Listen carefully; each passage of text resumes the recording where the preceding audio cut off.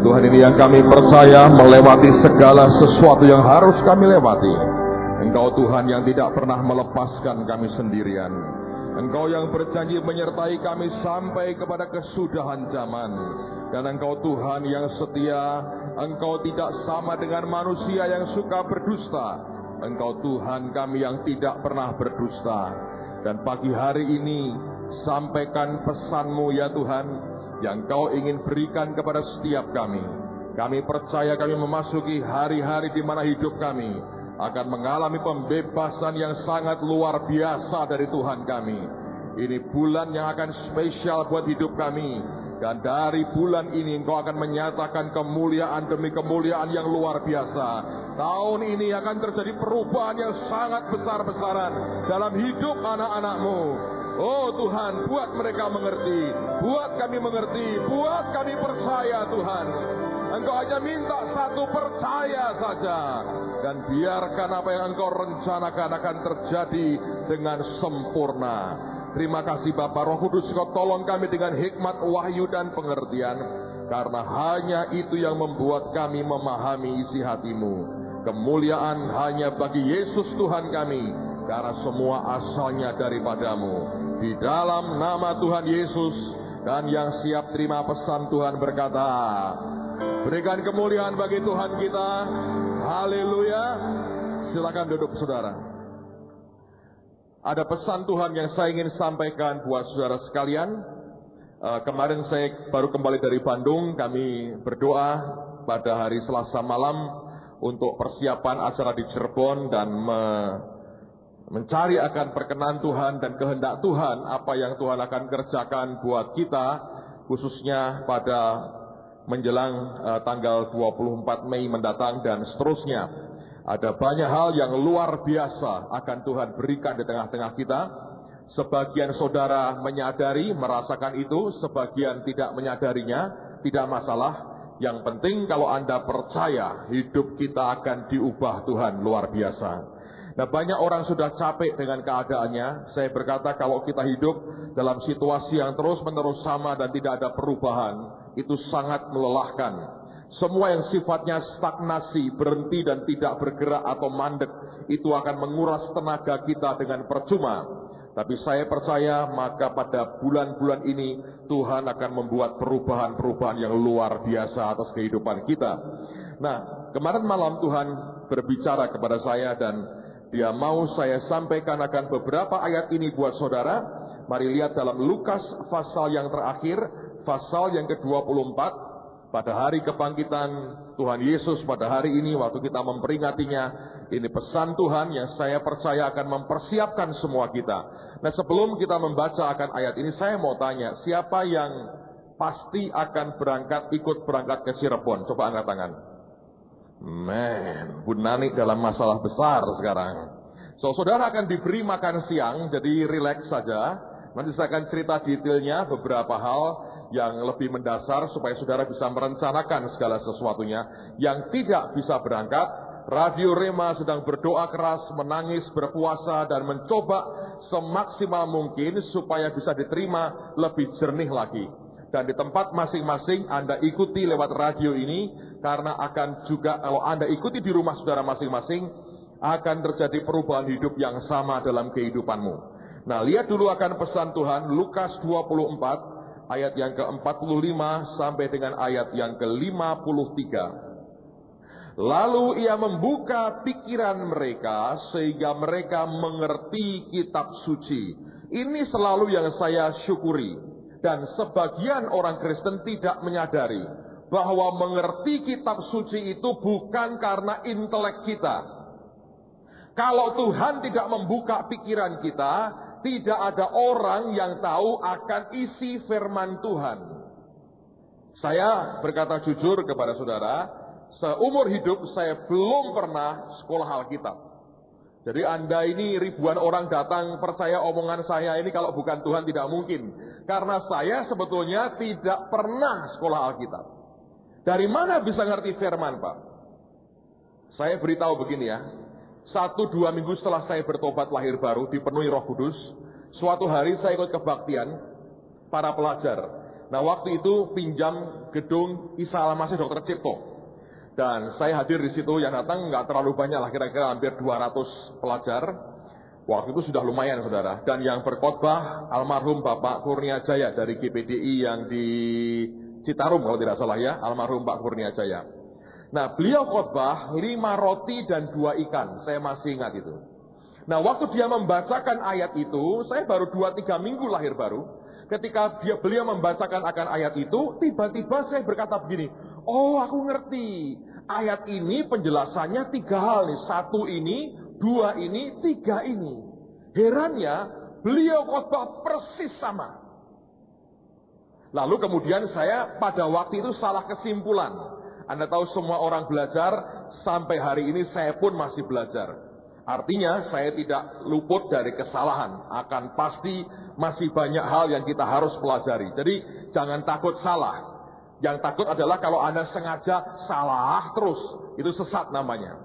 Nah, pada waktu saya berkata gini, oh Roh Kudus membukakan itu catatan khotbahnya pendeta itu, sehingga saya diberitahu duluan. Ternyata bukan. Sekian waktu kemudian baru saya tahu itu yang namanya revelation. Itu yang namanya pewahyuan.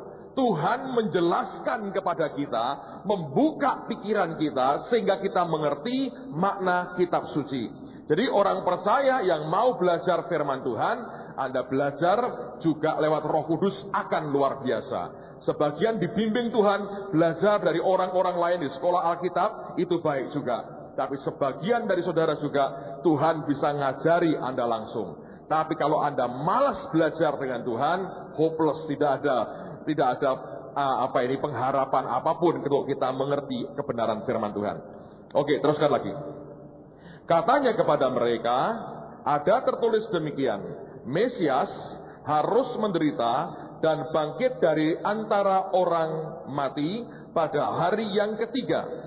Dan lagi, perhatikan, dalam namanya berita tentang pertobatan dan pengampunan dosa harus disampaikan kepada segala bangsa mulai dari Yerusalem.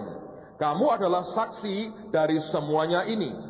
Dan aku akan mengirim kepadamu apa yang dijanjikan Bapakku. Tetapi kamu harus tinggal di dalam kota ini sampai kamu, garis bawahi, diperlengkapi dengan kekuasaan, Anda juga garis bawahi itu, dari tempat tinggi. Lalu Yesus membawa mereka keluar kota sampai dekat Betania. Di situ ia mengangkat tangannya dan memberkati mereka. Dan ketika ia sedang memberkati mereka, ia berpisah dari mereka dan terangkat ke surga. Mereka sujud menyembah kepadanya, lalu mereka pulang ke Yerusalem dengan sangat bersukacita. Mereka senantiasa berada di dalam bait Allah dan memuliakan Allah. Nah, pagi hari ini ada beberapa hal yang saya mau sampaikan buat saudara. Dan poin yang pertama yang Anda harus perhatikan adalah begini. Sebelum Tuhan terangkat ke surga, 2 hal yang sebetulnya Dia berikan kepada kita secara sangat dekat dengan saat Dia terangkat ke surga.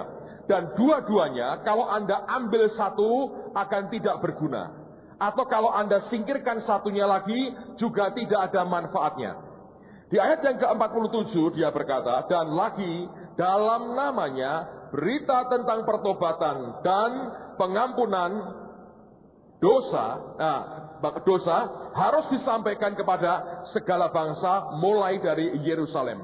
Dalam terjemahan yang lain, The New Living Translation mengatakan begini, with my authority, dengan otoritasku, take this message of repentance, bawa berita pertobatan ini to all the nations.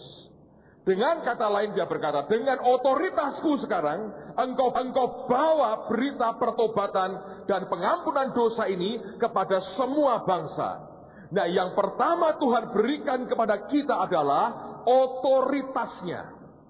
Nah, ini hal yang pertama. Berkaitan dengan otoritas, di ayat yang ke-49 dia berkata, dan aku akan mengirim kepadamu apa yang dijanjikan Bapakku, tetapi kamu harus tinggal di dalam kota ini sampai kamu diperlengkapi dengan kekuasaan dari tempat tinggi. Bahasa Inggrisnya, with the power from heaven. dengan kuasa dari surga. Yang pertama dia berikan otoritas, yang kedua dia berikan kuasa. Banyak orang berkata, Pak, saya hanya mau kuasa, saya tidak perlu otoritas. Saya beritahu saudara, kuasa itu ilegal kalau tanpa otoritas. Kalau saudara tidak punya otoritas, Anda menggunakan kuasa, power, itu ilegal. Maka hal yang sama berlaku, kalau Anda punya otoritas, tidak punya power, sebetulnya Anda punya otoritas, tapi powerless dan tidak berdaya. Dua-duanya dalam kehidupan kita harus jadi satu. Tapi yang pertama harus kita miliki adalah yang namanya otoritas. Kemudian harus dilengkapi dengan kuasa atau power. Nah, dua-duanya kalau diambil salah satu tidak banyak berguna. Saya ulang lagi. Anda punya power, Anda punya kekuatan, Anda punya kuasa, tanpa otoritas, sebetulnya itu ilegal. Anda punya otoritas, tidak punya power, Anda tidak berdaya. Saya beri contoh. Suatu hari, saya lihat pemandangan yang menarik sekali. Saya sedang menuju ke Ungaran, akan mengajar di sekolah Alkitab di TSOA, dan kami lewat perempatan di Ungaran, perempatan. Yang ada ke kiri kami itu dari Semarang, kalau ke kanan ke kota Ungaran ada jalan juga. Kami di perempatan. Lampu traffic light-nya mati.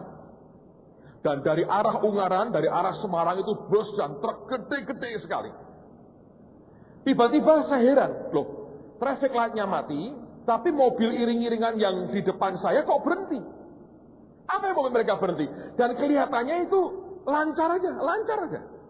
Semua, dan tiba-tiba truk bus yang gede-gede yang dari Semarang, dari Ungaran berhenti, dan bagian kami suruh lewat. Nah, waktu kendaraan sudah dekat dengan traffic light, saya lihat seorang bapak polisi, tidak gemuk gede, langsing sekali badannya. Satu orang hanya pakai peluit. Dia bawa pistol satu di sininya. Dia mengendalikan ratusan, mungkin ribuan truk gede-gede. Saya berkata, kalau adu kuat, menang mana saudara? Menang truknya toh? Coba berani tabrakan dengan truk gede-gede, bis gede-gede begitu? Kan nggak tahan. Tapi apa yang membuat yang gede-gede itu bisa nurut dengan dia? Seragamnya mengatakan, saya punya apa? Otoritas. Nah, di Jakarta sebaliknya, saya lihat pemandangan yang sama. Ada banyak perempatan yang kemudian kena macet dan sebagainya, juga mulai teratur. Ketika saya lihat ternyata, yang ngatur itu bukan polisi, orang biasa. Orang Jakarta berkata, Pak Ogah. Artinya apa?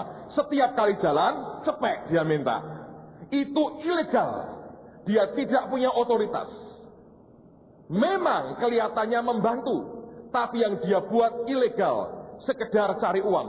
Yang pertama, dengan seragam yang mereka punya, dengan otoritas yang mereka punya, mereka mengendalikan segala sesuatunya.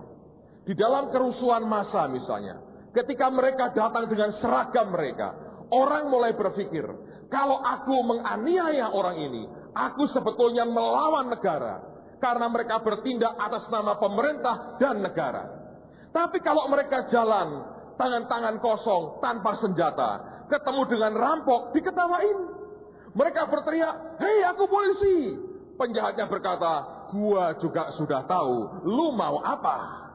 Tapi dengan power senjata di pinggangnya, dia punya otoritas dan dia punya power. Anda ngerti saudara? Jalan ini misalnya, ya toh, kita tahu beberapa doorkeeper kita dimarahin orang, ada orang nyelonong sehingga macet. Mereka berkata, ini berhenti Pak, ini memang jalannya bukan jalan umum. Karena mereka lihat orang berdasi, tidak punya otoritas. Tapi kalau ada polisi stop, mereka berkata, emangnya nggak boleh. Urusan jadi berbeda. Sebab mereka bicara atas nama lembaga kenegaraan yang mereka wakili dengan seragam mereka. Otoritas itu menghasilkan power. Kalau Anda punya power tanpa otoritas, saudara adalah orang yang ilegal. Rakyat tidak boleh punya bom. Rakyat tidak boleh punya peluru kendali. Kalau Anda punya, orang berkata ilegal, teroris. Tapi tentara dengan seragamnya mereka diberi otoritas untuk menggunakan power. Nah, hal yang sama berlaku dalam kehidupan kita. Di Alkitab ada contoh, ada seorang imam kepala Yahudi, namanya Skewa. Anak-anaknya itu beberapa orang suka main nujum dan main sihir. Suatu hari mereka melihat, buat mereka ini agama baru, nama Yesus berkuasa. Roh jahat ditengking, keluar. Setan diusir, pergi. Lalu kemudian mereka meniru. Ada orang kerasukan setan, mereka datang. Dan mereka berkata, aku sumpahi kamu. Ini orang gak ngerti, saudara. Dalam nama Tuhan Yesus. Dalam nama Tuhannya Paulus Yesus itu, aku sumpahi kamu. Tuhan tidak pernah ngajar orang nyumpah-nyumpah. Tapi dia sebetulnya, dia punya power. Powernya dia, power kuasa gelap. Dia tidak punya otoritas. Dia hanya teriak-teriak, mencatut nama Yesus dan Paulus. Tahu? Setannya ngomong gini, Yesus aku kenal, Paulus aku tahu. Mengapa mereka tahu? Mereka mengenali akan otoritas yang ada dalam hidupnya. Mereka kenali orang ini punya otoritas. Dan mereka bertanya, nah lu siapa? Diserang saudara, dihajar oleh setan, ditelanjangi. Mereka kabur telanjang karena mereka digagahi setan. Anda perhatikan ini, orang Kristen yang tidak punya otoritas. Kalau kita tidak punya otoritas, kita tidak punya power. Di dalam kehidupan sehari-hari saudara, perhatikan. Apapun yang Anda mau kerjakan, saudara harus yakin Tuhan mengiyakan ini. Ketika Tuhan mengiyakan, dengan sendirinya Anda punya otoritas. Nah, memang ada otoritas secara umum. Hari ini misalnya, ada setan muncul di depan saudara, Anda teriak, dalam nama Yesus, keluar, bam, dia keluar. Tapi dalam kehidupan kita, tidak hanya urusan dengan setan, banyak urusan dengan hal-hal yang lain. Nah, biarlah kita mengerti, aku mau berbuat ini, karena aku tahu, Tuhan sudah memberikan otoritas kepadaku. Lalu Anda akan mengalami apa? Kuasa dari tempat yang maha tinggi akan turun dengan cara yang luar biasa di dalam kehidupan kita. Amen, saudara. Nah, ini yang membuat bagi beberapa orang, rasanya kalau berdoa ingin sesuatu kok susah, karena Anda tidak punya otoritas untuk mendapatkan itu. Bagi beberapa orang berkata, kok mudah? Sebab dia minta otoritas dulu. Dia minta dicap oleh kerajaan surga. Dia jalan sehingga otoritas dan kuasa kerajaan surga menyertai kehidupannya. Nah, banyak orang menafsirkan ini dengan hal-hal yang peperangan rohani saja. Tapi sebetulnya tidak demikian. Karena dia berkata, kuasa di surga dan di bumi. Otoritas itu telah diberikan kepadaku. Otoritas nomor satu akan kemudian menghasilkan kuasa di dalam kehidupan kita. Amen, saudara. Sekarang saya bersaksi. Tidak saya bawa barangnya supaya nggak ditumpangi tangan banyak orang. Akhir tahun lalu, saya lagi di proyek Holy Stadium. Tuhan ngomong begini. Kalau kamu mau cepat ya cepat, mau kamu lambatin ya lambat. Ya aku bilang, loh Tuhan, kalau boleh saya bilang, ya cepat toh, siapa mau proyek kok lambat-lambat. Terus dia bilang, ya korban. Baik, saya korban lagi. Jadi pada waktu itu kami ada mobil 3. Rumah kami cukup jauh, anak sekolah di 2 tempat yang berjauhan. Kalau pas saya ngajar di sekolah Alkitab, saya mesti ke Ungaran. Lalu istri saya juga pergi sendiri. Jadi kami sebetulnya mobil itu nggak memadai. Sehingga itu terjadi berkali-kali kalau pas ngajar akan repot. Kalau pas nggak ngajar, rada mending, saudara. Nah, ketika Tuhan berkata begitu, dia berkata, 1 mobilmu serahkan ke aku, persembahkan ke aku. Aku bilang, baik Tuhan. Saya ngomong istri saya bilang, ini kita juga pas nggak ngajar di sekolah Alkitab, mobil ini kita persembahkan ke Tuhan. Singkat cerita, mobil dipersembahkan, dibeli, kemudian uangnya dipakai untuk membangun Holy Stadium. Kami pakai 2 mobil. Nah, pada awal tahun ini, saya sudah berasa gini, Tuhan, nanti April, ini akan mulai sekolah Alkitab lagi. Pasti nggak cukup lagi. Nggak cukup lagi nih Tuhan. Bagaimana baiknya? Nah, saya tidak minta loh. Saya hanya berkonsultasi dengan Roh Kudus. Saya nggak minta. Kalau minta Anda langsung, Tuhan Yesus aku minta. Tapi kalau ngobrol dengan Roh Kudus, ini hanya berkonsultasi. Ini konsultan paling hebat yang ngerti pikiran dan hati Bapakmu yang di sorga. Ngerti saudara? Jadi saya dengan ngomong begitu, apapun yang dia katakan nanti, itu otoritas yang dia berikan. Itu otorisasi buat saya melakukan sesuatu. Setelah saya ngomong beberapa saat, dia diam aja. Kemudian satu hari ngobrol dengan Pak Ardian, dengan seorang teman, Pak Johan. Oh, ini ada mobil bagus. Saya nggak nyebut namanya. Oh, saya tahu itu. Karena kalau di Jakarta saya sering dijemput sama teman saya pakai mobil itu. Wah, saya bilang itu memang keren banget, saya berkata. Lalu, untuk keluarga penting. Karena anak-anak sudah gede-gede, jadi berhimpitan sudah nggak bisa lagi. Lalu saya ajak istri saya, kami berempat pada waktu itu lihat barangnya. Tidak punya duit, saudara. Sungguhan tidak punya duit. Banyak orang berkata, wah Pak Petrus Agung ini duitnya miliaran. Tak aminkan dulu, saudara. Nanti kalau jadi, Anda tak beritahu. Amin pokoknya. Tapi kenyataan waktu itu tidak punya duit. Untuk beli mobil apalagi, mobil baru apalagi, saya bilang, waduh nggak punya duit. Tapi kalau hanya meninjau tanah Kanaan kan tidak masalah. Ya toh, tidak bayar. Cuma pinter-pinter memutus pembicaraan aja, Anda berkali terus pulang, gitu, dengan tetap terhormat, gitu kan, saudara. Oh nanti nggak cocok warnanya, cari warna yang tidak ada. Oh nggak ada ya sudah nggak jadi, gitu kan, saudara. Pinter-pinter aja. Tapi kalau lihat nggak apa-apa, lihat kan nggak ditagih. Orangnya juga senang kita datang, karena kita calon pembeli, gitu. Kita juga senang karena kita lihat-lihat, saudara. Bagus loh, daripada Anda lihat yang tidak bagus kan lihat yang bagus, nggak apa-apa. Jadi, lihat istri saya lihat, wah senang sekali. Sudah Pak, ambil saja. Pembeli kan gitu. Kalau Anda percaya, ambil saja. Besok ditagih kontan, saudara. Nah, repot kan. Dan banyak orang emosi, ambil beneran. Besok ditagih nggak bisa bayar, diambil lagi mobilnya. Kan jadi nggak karuan. Nah, waktu itu istri saya bilang, wah ini bagus sekali. Tapi tidak punya duit. Jadi saya diam aja. Hanya tanya harga. Oh ya, dur banget ya. Oh ya Pak, ini kan mobil begini ya. Mbok dikurangin nolnya 2 kan bisa begitu. Ya dapatnya mobil-mobilan Pak. Ya memang benar ya. Banyak mungkin dikurangin nolnya 3 apalagi. Lalu kemudian sudah kami pulang. Nah, pulang istri saya itu ngomong begini. Makanya saudara hati-hati. Ngomong yang bagus lah. Kalau jadi bagus. Ngomong jelek jangan. Ngutuki orang, nyumpain orang, nyukur-nyukur ke orang, jangan. Belajar bicara yang positif. Dia ngomong begini, Tuhan, aku gak punya duit. Tapi aku ya sebetulnya kepingin ini mobil ini. Nah, kalau engkau memang boleh, beri aku tanda 1. Pokoknya ada orang ngasih aku gelondongan 100 juta. Oh, mintanya begitu, gitu. Ada orang gelondongan 100 rupiah. Wah, itu lain. Ini 100 juta yang diminta dia.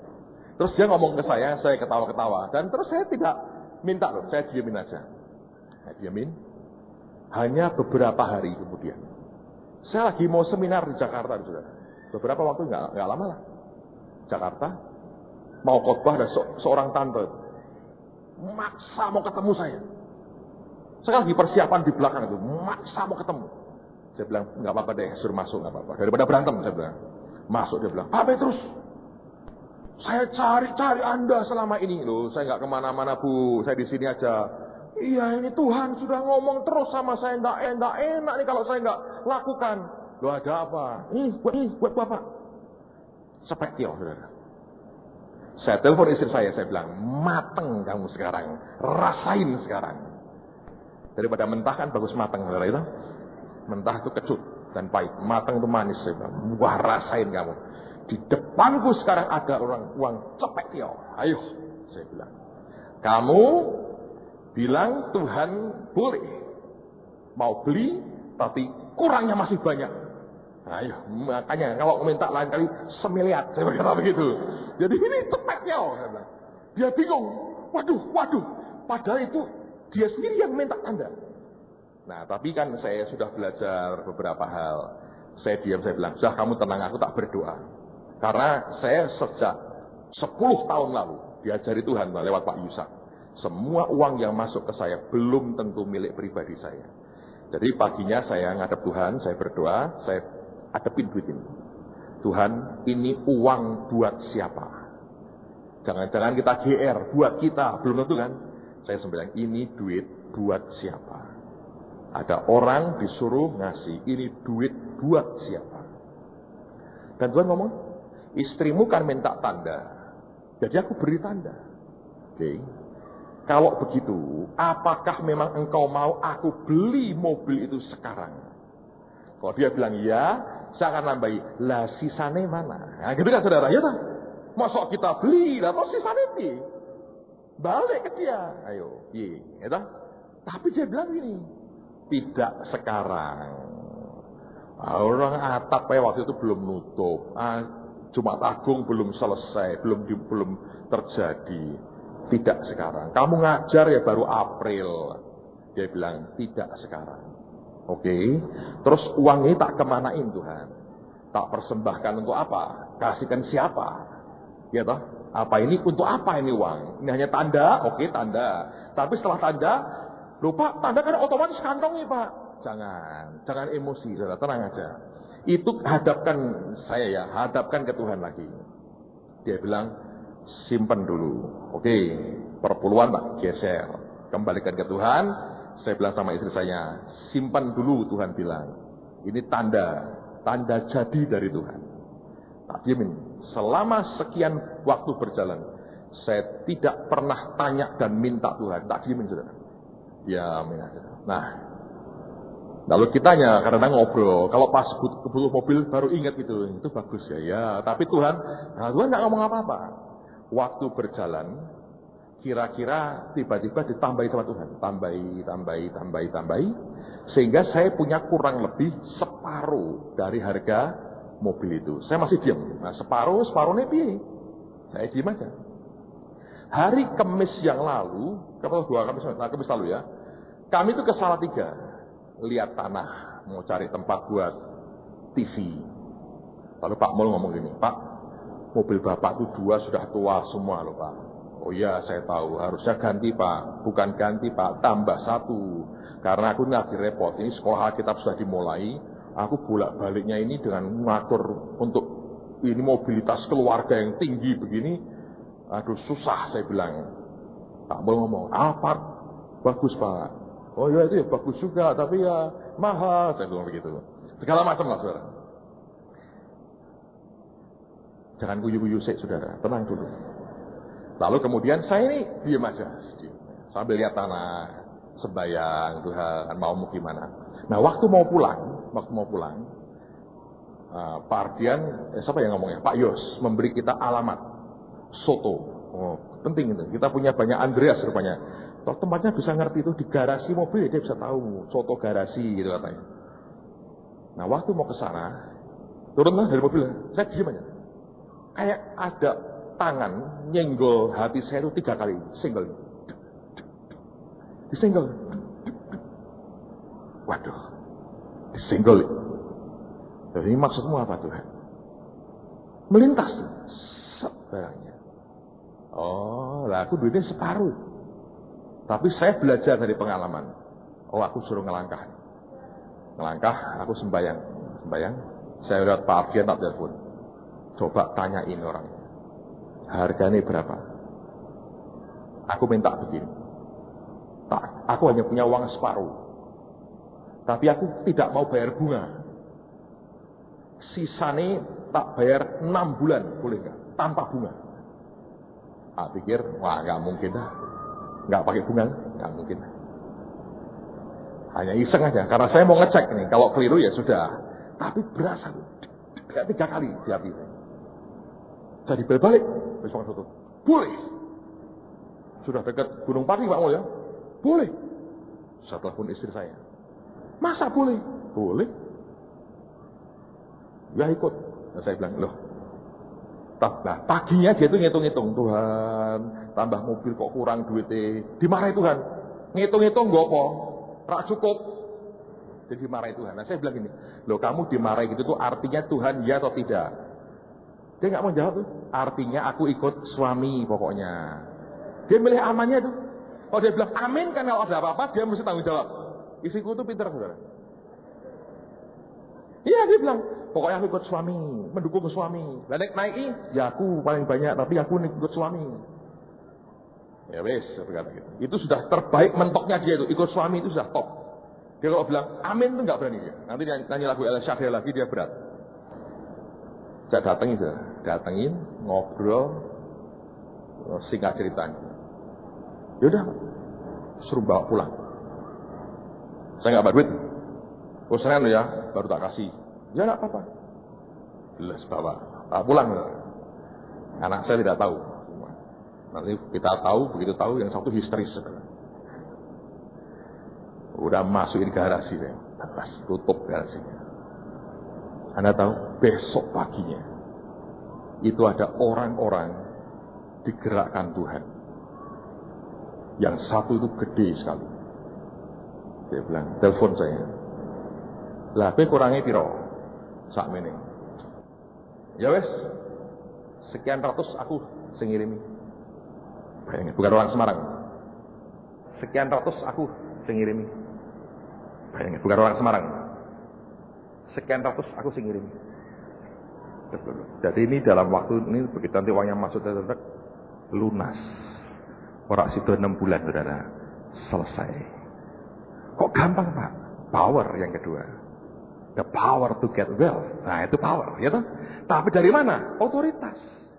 Nah, Anda cuma tiap hari di gereja keluar di parkiran muteri mobil sing apik dalam nama Yesus. Malah bunyi alarmnya. Dikira kita mau nyopet atau mau garong. Saudara mesti bergerak dengan otoritas. Sebab power tidak akan keluar kalau tidak punya otoritas. Amen, saudara. Makanya Yesus memberikan dua, otoritas dan power. Apapun yang jadi kebutuhan saudara, apapun kerinduan hatimu, tanya ke Tuhan. Kalau dia mengiyakan, itu otorisasi diberikan kepada Anda. Kalau dia mengiyakan, dia akan punya cara untuk membawa itu jadi kenyataan dalam hidupmu. Tapi kalau kita semaunya sendiri, Anda tidak punya otoritas dari surga, tidak akan ada power apapun dalam hidup kita. Amen. Oke, yang kedua sekarang, perhatikan. Coba Anda lihat kata Pak ayat yang ke-49 tadi. Nah, power itu sebetulnya power yang bagaimana? Kata power ini dari kata dunamis. Dan dari sini lahir kata dinamo. Atau kemudian dinamit.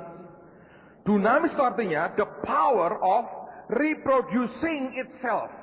Kuasa untuk mereproduksi, menghasilkan lagi dari dirinya sendiri. Ngerti saudara ya? Kalau lampu ini kan bukan, dia punya power. Tapi dia bukan dunamis. Karena powernya dari aliran tempat lain, dari luar. Ya kan? Tapi kalau dunamis ini ada kuasa untuk mereproduksi, menghasilkan kembali kekuatan, power itu dari dalam dirinya. Nah itu diberikan Tuhan ke kita, dan bentuknya sebetulnya adalah, bentuk itu seperti pakaian. Karena Alkitab berkata, sampai kamu diperlengkapi, kata diperlengkapi artinya to be clothed, diberi pakaian, diberi jubah, dibungkus dengan pakaian. Nah, power yang Tuhan berikan itu seperti saya pakai jas ini. Ketika to be clothed, saya diberi pakaian ini, sebetulnya kuasa itu turun seperti pakaian. Ini yang namanya jubah yang Tuhan mau berikan di dalam kehidupan kita. Dan ini yang luar biasa. Nah, saya mau beritahu saudara sesuatu begini. Nanti di Cirebon, makanya nanti gini ya, saudara akan ada waktu untuk tulis, tapi tanya Tuhan, apa yang engkau rindukan? Breakthrough, terobosan, pembebasan soal apa yang Anda rindukan. Tulis ini. Nanti selama beberapa minggu ini, sebelum Cirebon, saya akan minta teman-teman yang di kantor, yang tiap pagi berdoa, akan tumpangi tangan, sembahyang. Supaya nanti di Cirebon, saudara akan terima pembebasan. Yang tidak ikut, dengerin lewat radio. Nanti ketika Pak Yusak sampaikan deklarasi itu, Anda aminkan. Berdasarkan apa yang Anda tulis itu, saudara aminkan itu. Karena Tuhan janji itu akan membawa dampak perubahan yang luar biasa. Nah, ini saya ngomong pada saudara terus terang. Ini off the record sebetulnya ini. Tapi aku ini kalau ngomong di sini sedikit tekan mana-mana nyampe. Tapi ini sebetulnya off the record, saudara ya. Saudara ngerti peristiwa 25 Maret yang lalu. Tanggal 24-nya, kami kan hamba-hamba Tuhan ini berdoa. Lalu Bu Iin ngomong begini dengan kami. Tuhan bilang, mulai besok, semua kita ini, pelayan Tuhan ini, akan naik pangkat. Terus dia ketawa-ketawa gini. Naik pangkat artinya fasilitasnya akan diangkat sama Tuhan lagi. Nah semuanya ketawa-ketawa. Semua ketawa-ketawa. Saya beritahu pada saudaranya. Minggu yang sama. Kemarin kan saya kan dari Bandung. Keluarganya Pak Yusak. Semua diganti mobil semua. Sampai Bapak waduh anak kalau ke Bandung. Shock. Saya nggak mau cerita. Aku seneni. Gue kok cerita. Udah uang udah tekokin kabeh. Saya bilang beritahu, bisa pada minggu yang persis sama. Kemarin kumpul di Bandung, saya emang nggak bawa mobil saya, tapi kumpul di Bandung, itu berjajar tuh mobil-mobil baru, saya bilang. Pak Yusak keluar dari loteng ini, kok ke bawah ketawa, lihat kami ketawa-ketawa di bawah. Kita dia bilang, heran ya Tuhan itu. Bisa minggu yang sama, bisa. Tidak perencanaan, saudara. Tidak ada perencanaan. Semua bisa timing yang ganti semua. Kalau bukan Tuhan tidak mungkin, saudara. Dan nasibnya memang diubah. Luar biasa. Saya harap saudara mulai mengalami itu. Karena sebetulnya itu jatah buat setiap kita. Mengalami perubahan nasib. Nah nanti mulai tanggal 20 di Cirebon nanti saudara. Kalau Anda di Semarang, Anda dengerin lewat terima. Karena hanya ada satu session ternyata. Tidak ada session tambahan. Jadi saudara bisa pulang lebih awal. Tidak sampai malam dari Cirebon. Jadi akan lebih safe. Tapi ini yang terjadi, Tuhan itu akan memberkati kita luar biasa. Saudara sekalian, itu power, itu diberi perlengkapan, closet, diberi pakaian. Bam, seperti itu.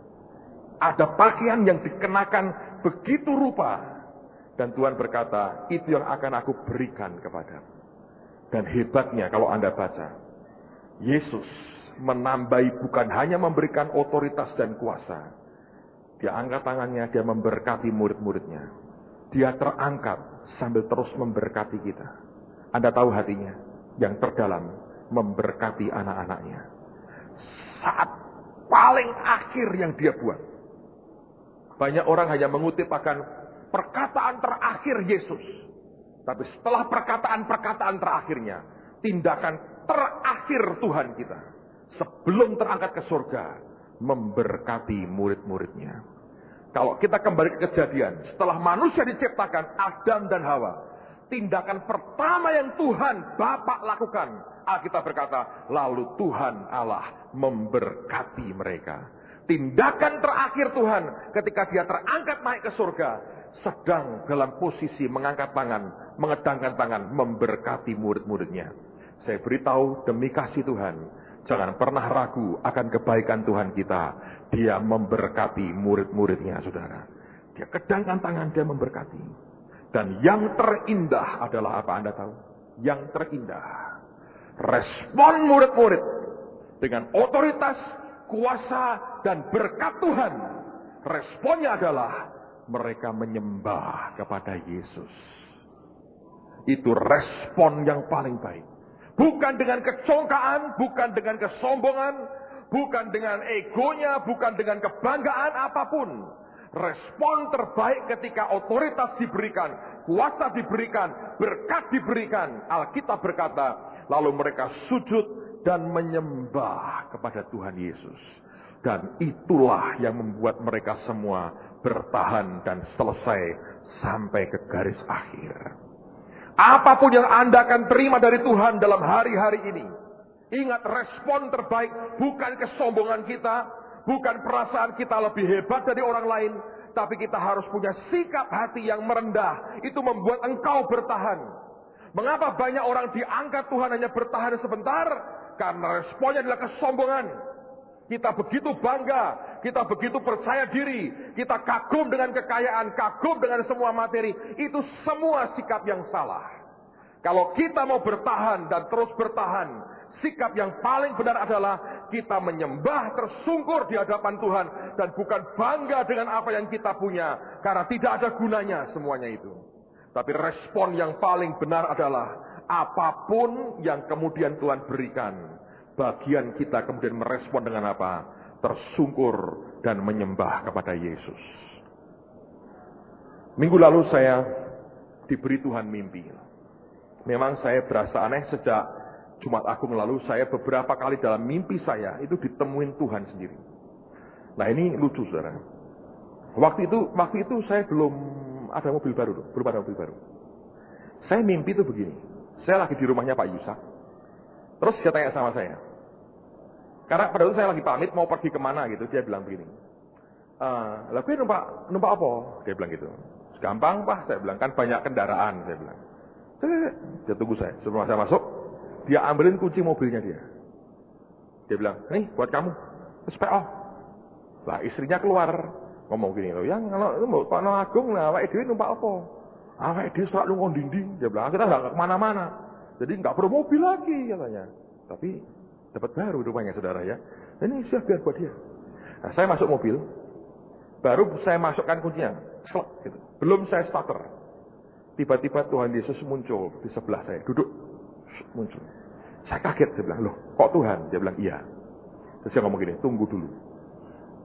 Sebelum kamu kendarai barang ini, kamu harus tahu akan seperti apa itu kelak. Dan dia bilang, karena itu aku harus cerita dulu ke kamu sebelum kamu kendarai barang ini. Jadi saya percaya loh saudara, ini nanti tanggal 24 Mei ini Tuhan akan membawa gereja ini naik luar biasa, next level. Gereja itu kan bukan bangunan, itu kita, Anda dan saya. Lalu kemudian aku harus cerita dulu ke kamu. Nah saya bilang dalam mimpi itu, Tuhan mau cerita apa? Dia bilang, aku mau cerita Simpson. Langsung saya bilang gini, aku gak mau Tuhan kayak Simpson. Gitu, nanti berzina sama Delila, buta, repot. Saya gak mau kayak Simpson. Dia bilang tidak. Kamu tidak akan seperti Simpson. Tapi ini untuk kamu waspada. Ada rambu-rambu yang kamu harus waspadai. Nah itu Anda perhati. Saya bilang gini, baik Tuhan. Dia bilang, nanti aku akan cerita kamu beberapa tokoh yang lain. Tapi hari ini aku cerita dengan kamu tentang Simpson. Saya bilang, Tuhan kalau engkau berkata aku tidak akan seperti Simpson, aku mau engkau cerita. Ya itu apa saya nggak tahu tadi begitu. Lalu muncul seperti layar, tapi kalau Anda lihat di film-film itu layar yang apa sih namanya? Kayak hologram ya, yang pokoknya muncul kayak layar gitu, kayak sinar aja gitu. Layar. Arahnya miring gitu, tidak di depan saya tapi miring begini. Sehingga dia dan saya bisa lihat. Saudara tahu saya lihat film Simpson dengan rahang keledai mengalahkan orang Filistin. Itu setengah tutup mata loh dia, saudara. Kayak orang trans. Dia sikat musuh-musuhnya dibabat habis. Kayak film kungfu itu, saudara. Waduh, itu orang nggak ada apa-apanya. Diketok kali, bang, hancur. Satu lagi saya lihat pertempuran yang lain. Dia ngelawan jenderal Filistin. Itu jenderal dibuat mainan. Dia remuin ke kakinya dulu dua-dua. Diputer, dibuat mainan sama dia. Waduh, saya bilang, wah itu film seru banget. Saya melihat bagaimana Simpson melawan orang Filistin. Lalu saya ngomong begini, loh Tuhan, orang kuatnya kayak begini, kok bisa jatuh? Terus dia noleh ke saya, dia bilang begini, kamu perhatikan satu kelemahan paling fatal dalam diri Simpson. Dia suka mempermain-mainkan. Terus saya bangun, sudah minggu itu, waktu itu minggu, pas sama Dr. Yan. Saya langsung mandi, karena sudah mulai pagi, siap pakai pakaian semua, nunggu istri saya dandan, kan butuh waktu kan, ibu-ibu kan, yang ini 20 cm kali 20 cm ini kan kadang-kadang bisa lama, kadang-kadang bisa lama banget, karena kita harus ngerti, kalau Anda mau kawin, siap menunggu begitu, saya beritahu jangan asal kawin, tapi nunggu orang dandan aja gak bisa. Caranya Pak, sabar nunggu mamimu dandan. Ayo Mi, terus gak apa-apa, lebih lama gak apa-apa kok Mi, aku sabar Mi, gitu lah, itu Anda boleh kawin, gak usah gitu. Kalau belum jangan. Atau nungguin mamimu shopping, ngetot-ketok jangan minta apa-apa. Ikut, sampai suntuk gini ikut. Nah akhirnya selesai terus, enak ya ikut shopping gitu. Nah boleh ngelamar istrimu, calon istrimu saudara. Kalau belum bisa janganlah, lebih baik Anda sendirian aja lah. Itu salah satu tips membahagiakan istri. Saya nungguin dia dandan, saya baca Alkitab. Karena saya pengen ngerti apa betul ada kata mempermain-mainkan. Ternyata ada saudara. Dan itu dia kerjakan terutama dengan Delila. Dan Roh Kudus ngomong sama segini, lihat, Simpson tuh powernya besar, tapi dibuat mainan sama dia, hanya untuk pamer-pameran. Diberi kuasa bunuh singa dengan tangan kosong. Singa bangkainya dipakai untuk sarang lebah sehingga keluar madunya tuh. Dibuat teka-teki sama dia. Kan kurang ajar. Dikepung, digasah itu.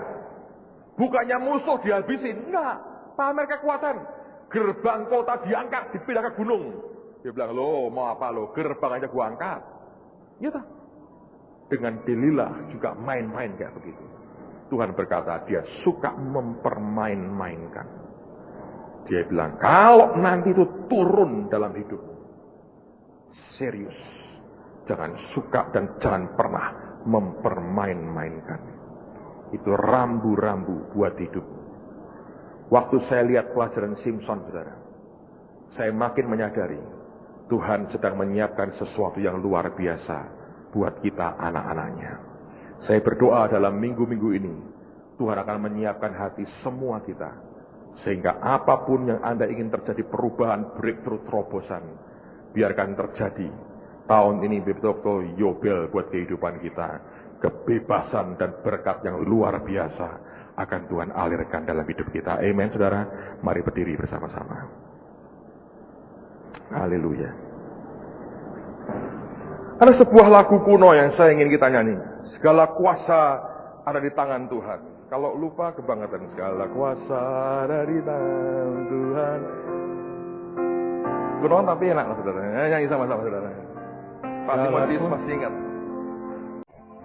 Ingat, tanpa otoritas, kuasa tidak akan jalan. Kalau Anda merindukan kuasa Tuhan turun dalam hidupmu, bukan hanya nengking setan. Alkitab berkata ada the power to get well. Ada kuasa untuk memperoleh kekayaan bangsa-bangsa. Itu tapi perlu otoritas. Tanpa otoritas tidak bisa. Joshua pernah menghentikan istilah Alkitab matahari dan bulan. Dan bukan berhenti total, tapi dia bergesernya pelan sekali. Anda tahu kalimat sebelum itu? Setelah Yosua berbicara dengan Tuhan. Dia tidak bisa lakukan berdasarkan keinginannya sendiri. Otoritas dia butuhkan. Dia perlu otorisasi dari Tuhan. Saya percaya dia berkata, Tuhan, izinkan aku membuat matahari jangan tenggelam dulu. Kalau terbenam, perang harus berakhir. Kalau terus bersinar, kami bisa menumpas habis musuh kami. Dia berbicara dengan Tuhan dulu. Itulah yang membuat dia yakin Tuhan memberikan otoritasnya, memberikan dia otorisasi. Sehingga firman berkata, belum pernah Tuhan menjawab doa seorang manusia seperti sedemikian. Sebab perang mereka adalah perang Tuhan. Belum pernah ada yang dijawab doanya seorang manusia bisa dijawab sedemikian rupa seperti Yosua. Tapi itu bukan lahir dari maunya dia sendiri. Itu otorisasinya datang dari atas. Karena itu Alkitab berkata, setelah dia berbicara dengan Tuhan, maka dia lakukan sesuatu. Otoritas yang diberikan Tuhan kepada kita akan menghasilkan power yang luar biasa. Jangan bergerak kalau Anda tidak terima otorisasi dari tempat yang maha tinggi. Kalau dia berkata lakukan dan Anda kerjakan, power itu akan melingkupi kehidupan kita. Karena itu sudah dikenakan dan akan makin dikenakan lagi dalam kehidupan kita. Itu the power yang punya kemampuan reproducing itself, menghasilkan dari dirinya sendiri tanpa di-charge dari luar lagi. Sudah di dalam kita. Dan tinggal dialirkan keluar sesuai dengan otorisasi yang Tuhan berikan dalam kehidupan kita. Amen, saudara. Nah, pagi hari ini saya ingin semua kita praktek. Dua hal Anda kerjakan. Apa yang engkau ingin terobosan dalam hidupmu dari Tuhan? Dan yang kedua, nanti Anda tulis dalam amplop itu di bagian belakangnya boleh. Singkat aja, gak usah panjang lebar. Ya Tuhan yang di maha di surga, Engkau maha pengasih. Jangan seperti itu. Dia langsung Anda to the point. Tuhan, ini yang aku rindukan. Blam bam bam bam bam. Tapi saya minta bukan dari maumu sendiri, tapi biar Engkau tanya Roh Kudus, apa Tuhan yang Engkau mau aku tulis? Dan sesuai dengan kehendaknya akan terjadi terobosan yang luar biasa. Amen. Mari kemudian angkat tangan sama-sama. Dan Tuhan Roh Kudus, dalam beberapa saat ini kami akan tulis apa yang kami rindukan terjadi, terobosan-terobosan yang terjadi. Tuhan, hamba berdoa dalam nama Yesus, Roh Kudus akan tuntun kami apa yang harus kami tulis, supaya kami menulis seperti yang Roh-Mu tuntun. Hamba juga berdoa dalam nama Yesus, Engkau juga bicara berapa yang harus kami persembahkan kepadamu. Saudara, bahkan uangmu ketika Engkau memberikan dalam persembahan harus otorisasi Tuhan. Kalau Engkau memberi tepat seperti yang Dia mau, powernya luar biasa. Tabur tuai berlaku powerful, penuh dengan kuasa. Tapi kalau hanya semau kita, sekedar semau manusia kita, tidak peduli sedikit atau banyak, tapi kalau itu mau manusia kita, tidak ada otorisasinya, tidak ada powernya. Ketaatan itu merupakan cap otorisasi dari Dia. Terima kasih Tuhan, Engkau berbicara terus dalam hidup kami, dan kami lakukan dengan sukacita dalam nama Tuhan Yesus. Amen. Silakan duduk, saya mau sampaikan beberapa hal, dan kemudian saudara bisa tulis di amplop bagian belakang atau depan, terserah saudara. Lalu tanya Tuhan berapa yang harus dipersembahkan hari ini. Saya bisa minta box itu ditaruh di depan. Anda tidak usah masuk ke depan ya, biarkan tetap dilayani dengan keranjang yang ada, tapi nanti akan dijadikan satu, kita mau bawa ke Tuhan sekalian. Yang pertama begini, nanti sore ada NPC di lapangan sepak bola Citarum jam 5. Ayo show jam 5. Jam 5.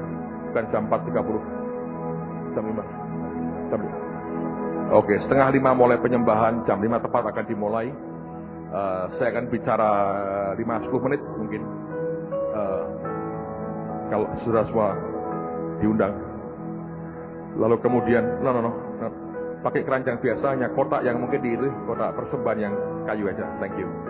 Lalu yang kedua, siapa yang pernah tahu Benny Hinn? Coba angkat tangan. Benny Hinn, ada yang pernah dengar namanya tentang Benny Hinn? Angkat tangan. Oke.